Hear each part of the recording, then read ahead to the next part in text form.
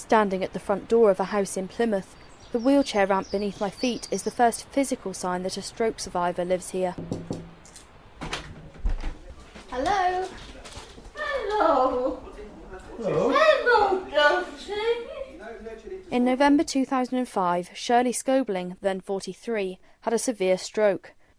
After collapsing at a work conference 140 miles away from her home, she was taken to Bath Royal United Hospital. Her husband, Roy, reflects on how he felt when the hospital phoned him. Stunned. Devastated. All I could think about doing was getting out of work and getting to Bath. Didn't know what to expect because when I got the phone call, the nurses just said, "We'd like you to pop in."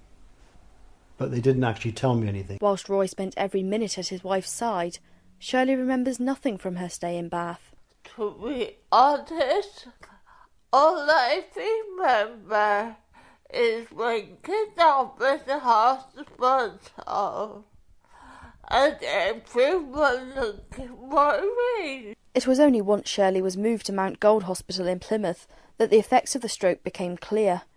She was left with paralysis on her right side, very minimal movement on her left side, extremely limited sight and no speech. Shirley says she didn't realise what a stroke could do. I didn't know what a stroke meant. I thought that you got better.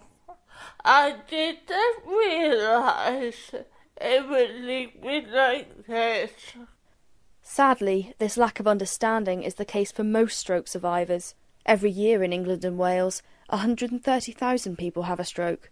Joe Bowles, from the Stroke Association, says that we don't realise how common a stroke is. Stroke is actually the third biggest killer in the UK and the leading cause of adult disability, but it is commonly thought of as an older person's condition, which is rather unfortunate as a quarter of all strokes do happen to those people aged under 65. Although many will have heard of a stroke, few would be able to give a true definition. Dr. Sandia Candola explains.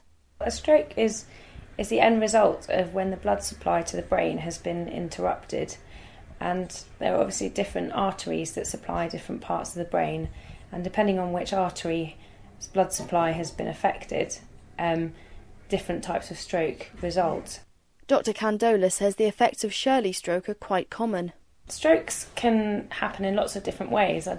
Probably the commonest way is that it affects the motor pathways which control our muscles in our arms and in our legs, and sometimes with the face as well. Whilst Shirley has been continuing to improve at home, it's being accepted outside her house that can be a worry.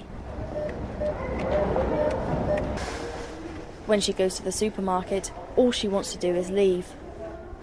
I feel as if everybody is staring at me. I would have done before, but people definitely are very kind and they want to help, but don't know how.